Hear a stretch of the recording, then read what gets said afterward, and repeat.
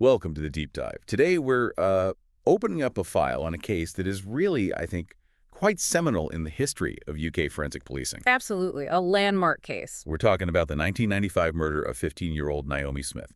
It's a heartbreaking tragedy, obviously, but it also coincided almost perfectly with, well, the birth of the National DNA Database. That timing is just crucial, isn't it? It really is. So our sources today, they let us do a real deep forensic exploration of the investigation itself, the revolutionary science they used, and maybe the chilling final chapter of the killer's freedom, or, well, lack thereof recently. Yeah, it's a case defined by this stark contrast, isn't it? You have the immediate, very localized, just unspeakable violence of the crime itself, and then you contrast that with the sort of detached, high-tech certainty of the science that ultimately solved it. If you're interested in how modern policing really evolved in the 90s, this is kind of the blueprint. Okay, let's unpack this then. We have to start by setting the scene. Nuneaton, Warwickshire, September 1995. Naomi Louise Smith was, well, by all accounts, a pretty normal 15-year-old student, born March 1980. Yeah, described by her family as maybe a little shy, perhaps lacking a bit of confidence compared to some of her peers. Right, but active in local groups, enjoyed gymnastics, and importantly for this story, a marching band. And the day we really need to focus on is Thursday, September 14th, 1995. It was a school night. She'd spent the evening with her best friend, Emma Jones, practicing with the marching band. Okay. They were dropped off afterwards. Everything seemed totally routine, just mundane, really, until that specific moment around 9:45 p.m. 9:45 p.m., Naomi leaves her home on the Brett's Hall estate. And her task was simple, very domestic, actually. She just needed to post a catalog letter for her mother, Catherine Smith. Right, and the post box wasn't far at all, maybe 200 yards away, on the main road that cuts through the Annesley Common area. Just a short walk. A very short walk. And this is where the detailed reconstruction, the timeline, becomes absolutely critical. Investigators knew exactly what she was wearing, which, turned out to be vital for witnesses trying to recall details later, especially in the dark. What was she wearing? She had jeans on, a dark blue polo neck shirt, and an old, kind of bulky white Aran-style jumper. But the item everyone seemed to remember was her jacket. The jacket, right? Yeah, a bomber-style jacket. It had Chicago Fire Department on the front, but really visibly across the back it said Backdraft.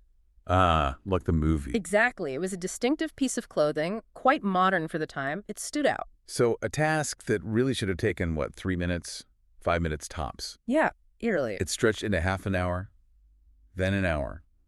By 11:15 p.m., she still hadn't come back. And her father, Brian Smith, who was a taxi driver, he started to get frantic, naturally. Of course. He immediately started driving around the neighborhood, picked up Emma Jones, Naomi's best friend, to help him search. Just desperate search. Utterly desperate. And their search ended with just the most devastating discovery possible, just before midnight. Where? The local recreation ground. It was only a few hundred meters from the family home. Her father found her body concealed underneath the children's slide in the playground structure. Oh, underneath the slide. The horror of Yeah. that discovery. And then the initial postmortem findings just amplified it, didn't they? Immediately. This was instantly classified as a crime of extreme savagery. It wasn't, just a street attack gone wrong. She had been sexually assaulted. The cause of death was hemorrhage due to the complete severance of the carotid vessels. Her throat had been cut. And there was more, wasn't there? Something particularly brutal. Yes. The findings also detailed that her genitals had been mutilated with a knife. Post-mortem. That specific detail, the post-mortem mutilation, that must have sent up immediate red flags for the investigators. Instantly. That finding, the specific sadistic nature of the attack, it was recognized straight away as signaling a highly dangerous individual, someone likely harboring deep psychological issues, pathologies. Right. It drove that immediate all-hands-on-deck police mobilization. They knew they weren't just looking for a common criminal. They were hunting a predator. Which sets the stage for the huge effort that followed. Let's look at that initial phase of the police response. The gravity of it meant Warwickshire police threw substantial resources at it right away. Yeah. Detective Superintendent Tony Bayliss headed the inquiry. They set up an incident room at Bedworth Police Station. And the scale was, well, impressive for the time. Up to 50 officers were immediately assigned just to canvass the whole area. 50 officers, wow. Door-to-door inquiries, meticulously collecting witness statements, it just reflected the urgency. They needed to catch someone they considered an extreme risk to the public and fast. But the initial search, the ground search itself, faced problems. It did. About 30 officers were involved initially, but they ran into logistical hurdles. The weather was poor right afterwards, which really complicated searching the ground. Muddy, difficult conditions. Exactly. And crucially, they couldn't find the murder weapon, the knife. Still missing. That must have been a major block early on. A huge puzzle. Was it just, discarded somewhere nearby? An opportunistic weapon? Or was the killer careful enough to take it away without being seen? Either way, no knife meant no obvious fingerprints, no fibers maybe. Precisely. They lack that traditional forensic link to a suspect right out of the gate. And D.S. Bayless, he recognized that the conventional methods might just fail here. That meant they needed a really high visibility, community-focused appeal. And they really leaned into the media, didn't they? That was quite strategic. Very strategic. They engaged the public straight away. They even gave news cameras access to the incident room. Really? Inside the investigation? Yeah, to show the sheer scale of the operation. The aim was to put pressure on the local community, make them understand how seriously this was being taken. And what were the initial appeals focusing on? They needed to exploit every single potential sighting. So early appeals focused really intensely on details that might break the case open, like the fact that 3 or 4 youths had apparently been seen acting suspiciously opposite the Smith home between 10 p.m. and 11 p.m. that night. Okay, that's specific. And they quickly announced a reward, too. £10,000 for information leading to a conviction, hoping money might overcome, any local loyalties or fear. But then came this really unusual, quite shocking decision, didn't it, on September 17th, just days after the discovery? Yes, this was ethically very challenging, but maybe strategically brilliant in hindsight. The police, and crucially, they had the agonized permission of Naomi's parents. Oh, the parents agreed to this. They did. They made the extraordinary decision to publicly disclose the full, gruesome extent of Naomi's injuries. Wow, that's a huge call. Why did they do that? Normally they hold details back, right? Exactly. Normally you keep forensic details private to test a suspect's confession later. By revealing them, they sacrificed that advantage. It was a desperate but calculated gamble. They hoped it would give them a psychological edge. How so? D.S. Bayless was quoted directly about it. He said, "I believe that it is right and proper to reveal the extent of Naomi's injuries, so that those who may have mixed loyalties about whether to come forward with information do so."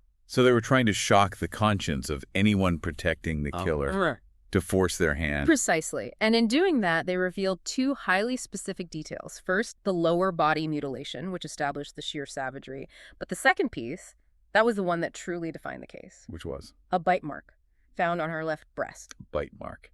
And presumably. And the critical addition to that detail was the immediate confirmation that saliva had been left at the scene. Saliva. So DNA. Right there. They had secured a sample. By revealing the bite mark, they were essentially sending a message directly to the killer. We know you did this, and we have your biological signature. They were using forensic science as a psychological weapon, even before they had a suspect or a match, trying to force his hand or pressure anyone close to him. Incredible strategy. But before that science could really deliver, they still had to rely on witness accounts, didn't they? And those sound like they were quite confusing initially. Very confusing. A patchwork, really. The timeline of Naomi's last minutes is fragmented. What did the first account suggest? Well, contradictory things, basically. You had a motorist who claimed they saw Naomi standing near the post box, which suggests she wasn't rushing straight home. Maybe she was waiting for someone. Okay, so maybe not a random ambush. That's what it implied initially. Maybe a planned or anticipated meeting. Then there was another witness, a young girl. Yes, a young girl who lived opposite the post box. And her testimony was crucial. She described seeing Naomi post the letter, walk past the post box, then pause and turn back. Turn back. Towards where? She then paused again, right at the entrance to a local footpath, known locally as the Jitty. A jitty like an alleyway or footpath. Exactly. And then the witness saw her walk down it, towards the recreation ground. And friends found that unusual. Highly unusual, especially after dark. Apparently, while the Jitty was a potential shortcut, people generally avoided it at night. And Naomi being described as quite shy. It suggests she wasn't afraid at that moment, or she knew who she was meeting. It strongly suggests one of 2 things. Either she recognized someone waiting for her at the entrance to the alleyway, or she was perhaps coerced by someone she trusted enough not to immediately run from. It really started to narrow the suspect pool away from a random stranger, pointing more towards someone local or someone who specifically targeted her. Okay, that makes sense. But there was another sighting too, wasn't there? The one that maybe sent the police down the wrong path initially. Yes, the cyclist. Later that night, a cyclist reported seeing a man running out of the jitty and gave quite a detailed description. What was the description? Aged 20 to 25, athletic build, and importantly, short, bleached, spiky blonde hair. Bleached blonde hair. That's very specific. Very. And that description became the focus of the early manhunt. But, Diaz-Bayless and his team were experienced. They knew eyewitness descriptions, particularly late at night under stress. Can be unreliable. Notoriously unreliable. Maybe the killer did look like that. Or maybe it was just some unrelated guy running for a bus who happened to have bleached hair.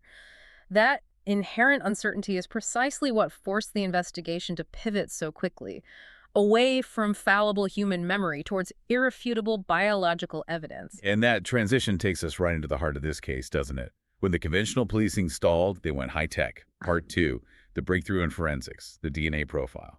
Exactly. But even before that big forensic breakthrough, the police did conduct the necessary, dragnet operation. On September 21st, 1995, just a week after the murder, there was a major mobilization. What happened? Coordinated early morning raids on over 20 addresses.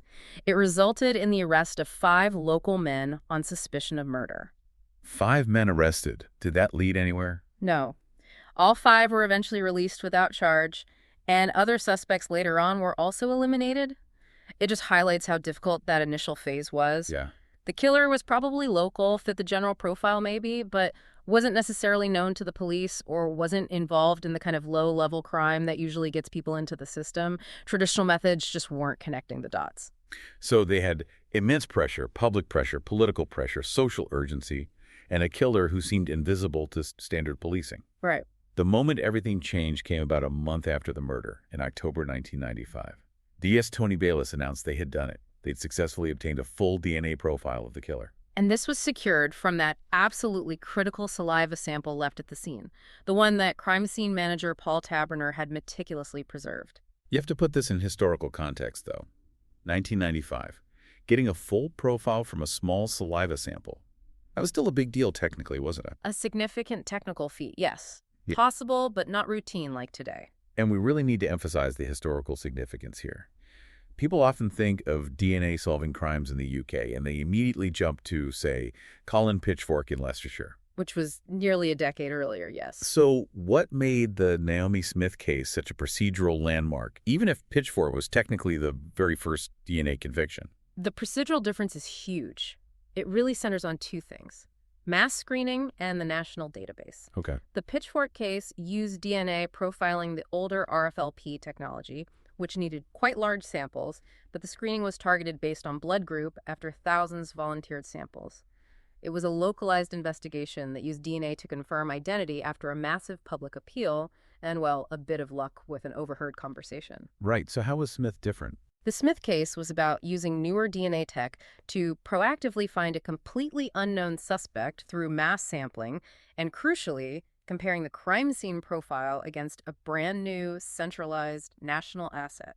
So our sources confirm this was the very first time the newly established Forensic Science Service, the FSS, carried out a mass DNA screening, specifically designed to catch a suspect who wasn't already known or registered. Absolutely. The FSS had only just launched the world's first national DNA database in April 1995. Just 5 months before the murder. Exactly. So this case wasn't just a test of the lab technology, it was the first major acid test of the operational capability of the UK's huge investment in centralized DNA policing. They had this profile from the scene, but no match on the database yet. The clock was ticking. So no match on the database. They had to generate suspects to test against the profile. How did they narrow it down? They turned to forensic psychology. They brought in Paul Britton, who was very well known at the time for his offender profiling work. Right, the jigsaw man himself. That's him.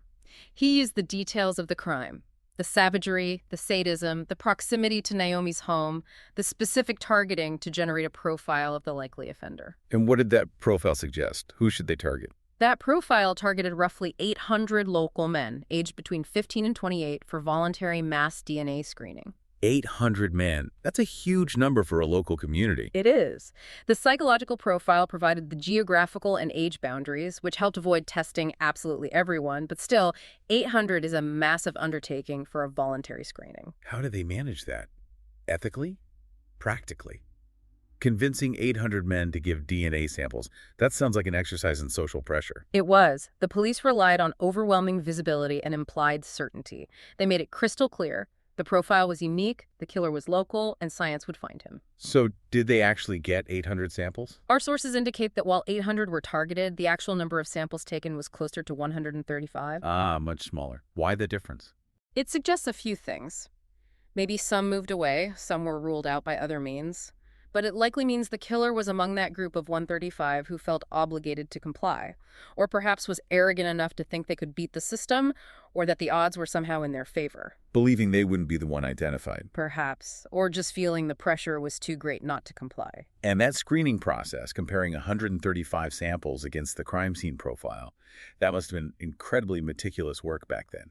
Immense, detailed work. The forensic analysis itself was handled by Hazel Johnson and her dedicated team up in Weatherby.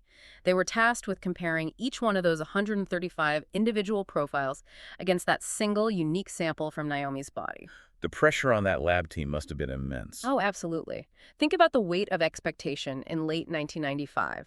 They weren't just running routine tests. They were essentially validating the entire concept and future of the National DNA Database. And it wasn't instant like on TV, right? No way. In '95, DNA analysis, even using the newer STR technology short tandem repeats, which needed smaller samples than the old RFLP, still took days, maybe even weeks per sample, to process and compare fully. It was a methodical, grinding process. But they knew the killer was in that batch somewhere. They knew. Failure wasn't really an option given the savagery of the crime and the intense public and media focus. And meanwhile, the killer, knowing the police had his DNA, knowing the screening was happening, the psychological pressure must have been unbearable. You'd think so.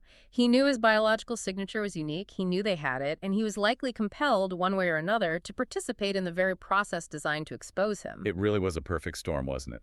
Cutting-edge science meets clever investigative strategy. A net cast just wide enough to guarantee capture without totally alienating the entire community, and that relentless, methodical science, it eventually delivered the absolute certainty they needed. Which brings us neatly to part 3, identifying Edwin Hopkins.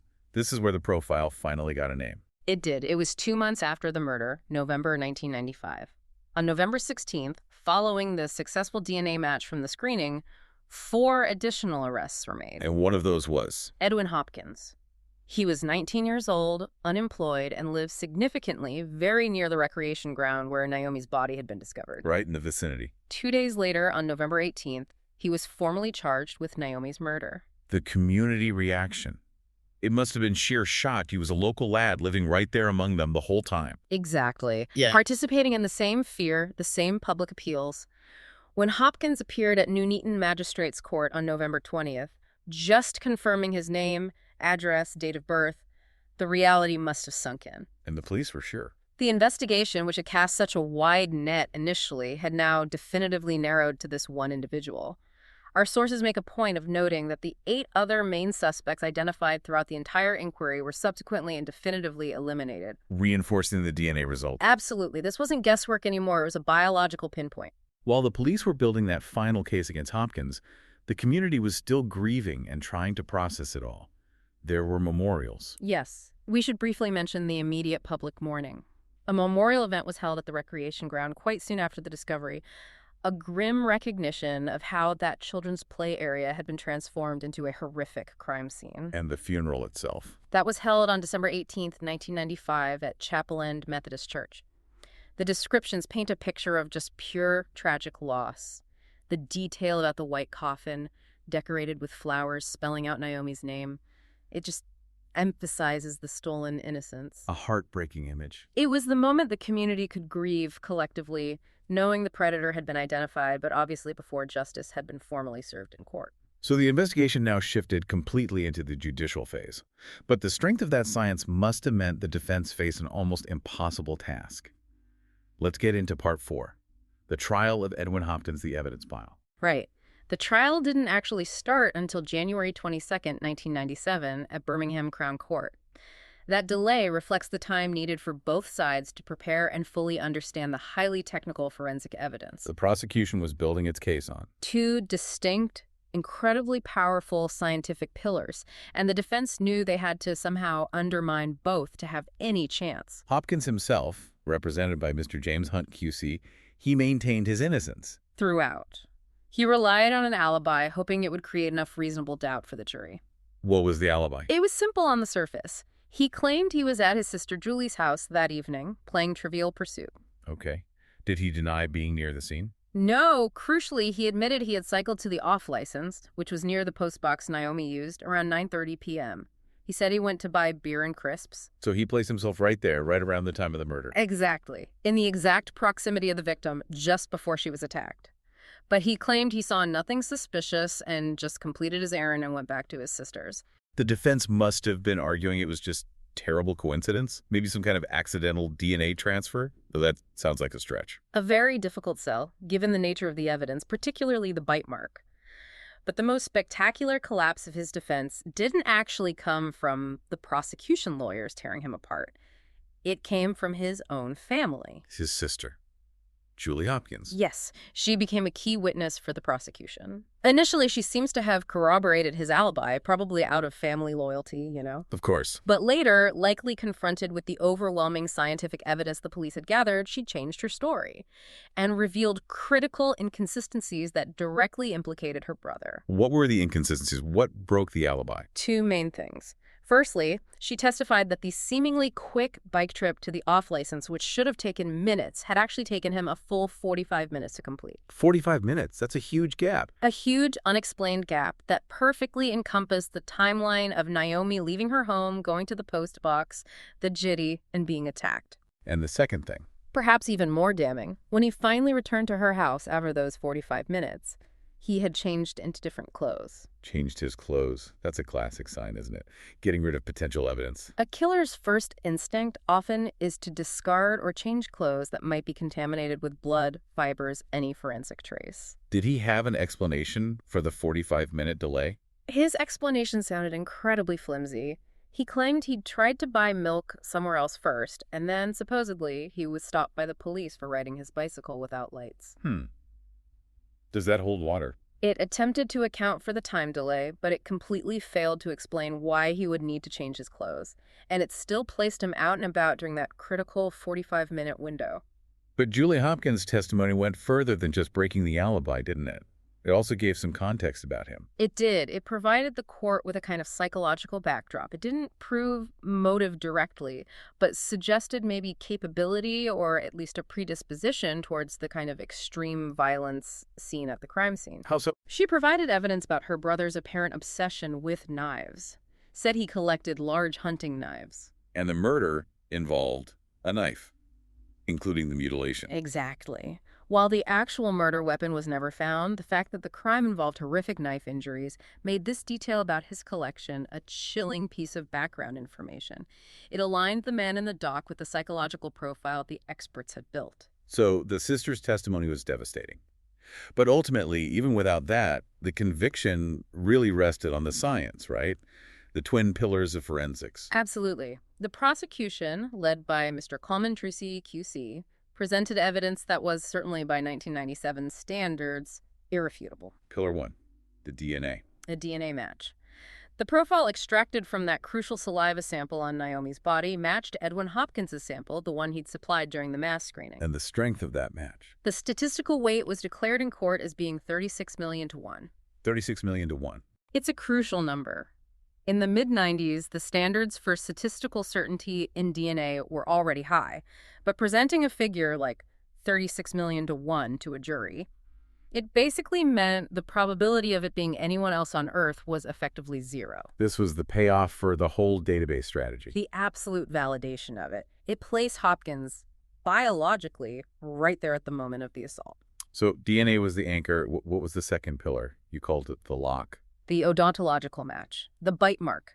Forensic odontologist Andrew Walker presented his comparison between plaster casts made of Hopkins' teeth and the physical bite mark left on Naomi's breast. And this wasn't just a general match. No, this was about specific identification based on unique characteristics of Hopkins' teeth. What was unique about his teeth? Hopkins had a very distinctive dental profile. Apparently, he'd lost a front tooth in a cycling accident some years before. Okay. And crucially, the remaining teeth hadn't stayed put. They had shifted naturally over time to try and close the gap left by the missing tooth. So not a perfect row of teeth. Not at all. This shifting didn't create a nice, uniform arch. It created an unusual, highly individualized pattern of misalignment, specific pressure points, unique shapes. So when the killer bit Naomi, that unique pattern was impressed onto her skin. Like a fingerprint made of teeth. Andrew Walker testified that when he compared the cast of Hopkins' teeth to the bruise pattern and indentations of the bite mark, the conclusion was unequivocal.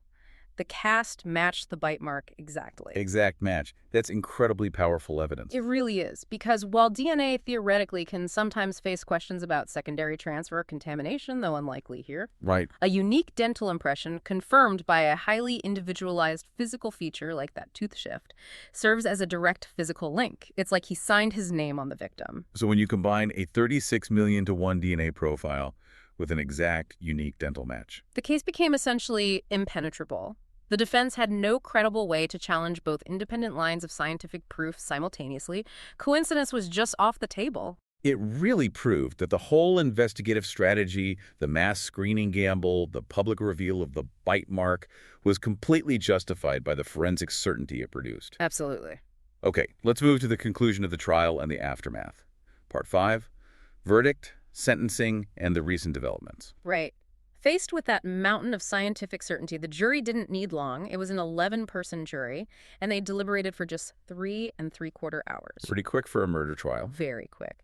They returned a majority verdict 10-1, finding Edwin Hopkins guilty of murder on January 30th, 1997. He was immediately sentenced to life imprisonment.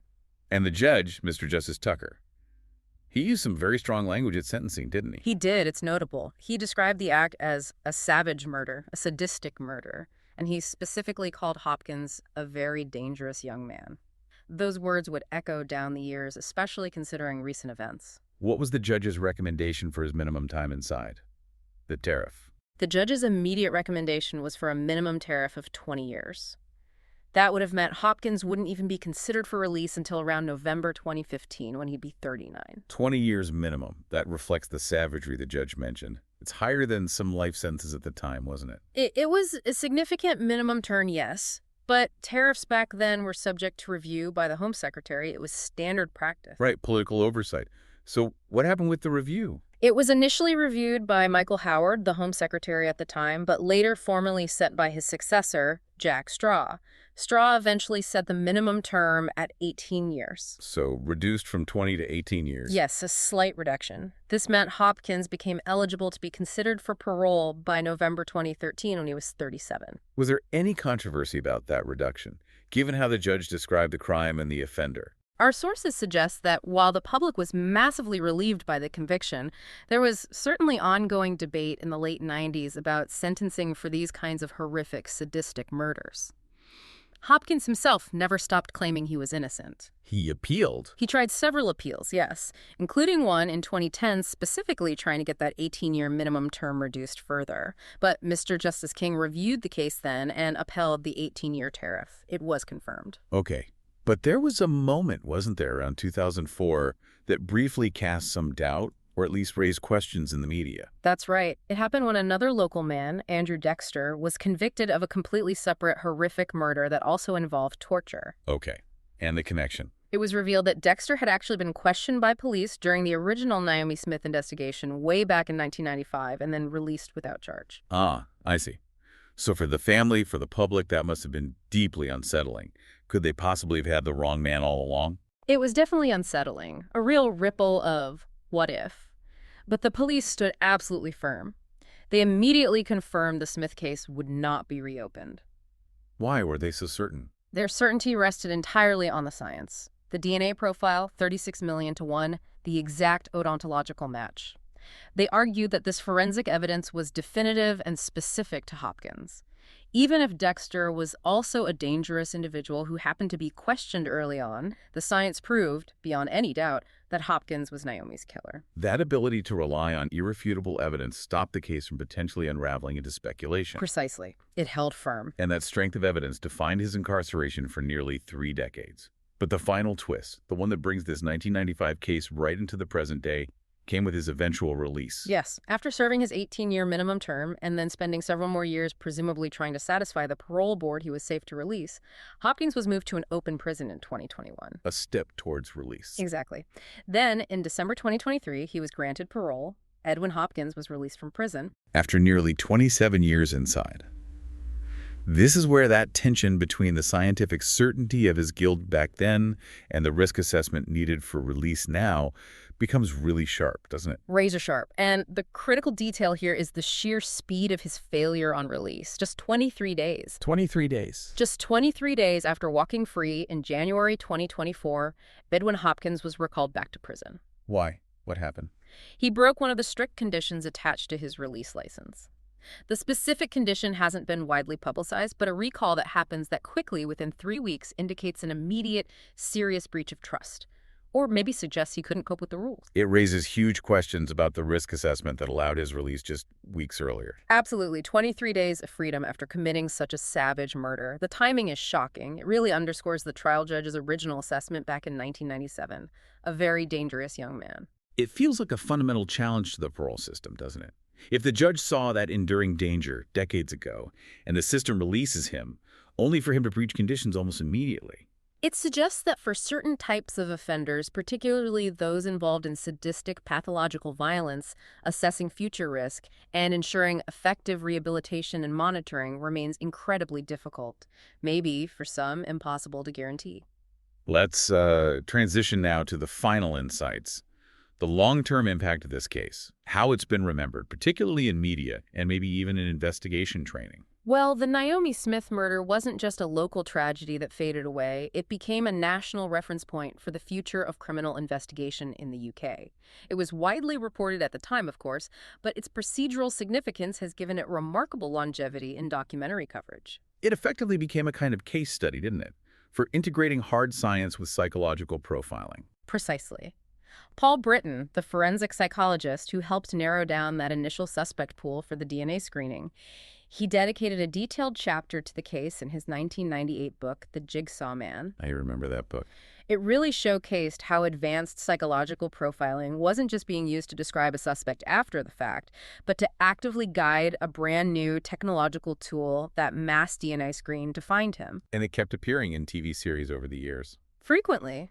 It was central to the BBC's Catching the Killers series back in 2001. ITV Central did To Catch a Killer in 2004. These documentaries really focused on the mechanics of the police operation, the breakthroughs. And it went international, too. Yeah, its reach extended. The case was featured in a Canadian series called Cold Blood, which later got repackaged as True CSI for the UK audience. Those productions were valuable because they often featured interviews with the key players. Like who? People like Naomi's father, Brian Smith, giving that incredibly personal perspective, and the lead investigator, DS Tony Bayliss, offering an authoritative first-hand account of the investigation and those procedural firsts. Even recently, it's been covered. As recently as 2019, yeah. It was examined in the Crime Plus Investigation channel series Murder Town. It just shows the indelible mark this event left, not just forensically, but on the Nuneaton community itself. The continuing coverage really emphasizes just how crucial those investigative methods were, doesn't it? That combination, the unprecedented mass DNA screening, launched just months after the national database went live, coupled with the definitive work of the forensic odontologist. It provided a template. It really did. They turned 2 tiny, almost microscopic pieces of biological evidence, saliva from a bite mark, and the impression of teeth into an undeniable, unavoidable truth. It's a profound statement about the power of forensic technology, just as it was really hitting the mainstream in policing. Think about it. In 1995, creating the National DNA Database was controversial. People questioned the scale, the cost, the ethics. The Smith case immediately and emphatically proved the value of that investment. How so? It demonstrated its utility in proactive policing, not just confirming a suspect you already have, but actively catching offenders who weren't already known, who weren't in the system. It showed that if a killer was local, fit the profile, and crucially provided a sample, they would be caught. regardless of how clever or careful they thought they'd been. So we have this case that stands as this towering success story for forensic science in the UK. It helped define the future of policing by delivering certainty of conviction. But if we connect that original certainty back in '97 with the final event, that recall in 2024, what does this whole arc tell us about the long-term definition of justice when dealing with such extreme violence? Well, what's fascinating and deeply troubling is that conflict between the technological certainty of guilt and the inherent uncertainty of human risk assessment decades later. 30 years ago, the science was unequivocal. Edwin Hopkins was the killer. That certainty allowed the state to identify him, convict him, and detain him for the protection of society. The swiftness of his recall, 23 days, highlights, arguably, a systemic difficulty, maybe even a failure, in the subsequent process of monitoring and managing that risk long term. The judge in 1997 explicitly called him a very dangerous young man. The state's obligation isn't just to catch the killer initially, it's arguably to perpetually monitor the threat they pose, especially when the initial crime was so calculated and sadistic. It raises a really powerful, lingering question, doesn't it, about the capacity for certain high-risk offenders to ever truly safely integrate back into society, regardless of how long a minimum term they serve. If the science proved beyond any doubt that someone committed a savage, sadistic murder like this, what level of long-term accountability or monitoring is actually necessary to genuinely guarantee public protection? Indeed. The case of Naomi Smith absolutely confirmed the immense power of scientific proof to deliver justice in the courtroom. It solves the who. But Edwin Hopkins's immediate return to custody maybe shows us the incredibly complex, possibly perpetual challenge of managing the what next for high-risk offenders whose capacity for extreme violence was proven by irrefutable evidence decades ago. It leaves us, and you listening, to consider: is there a point at which the nature of the crime and the certainty of the forensic proof dictates a permanent, higher standard of societal vigilance and monitoring for public safety, even long after time has been served?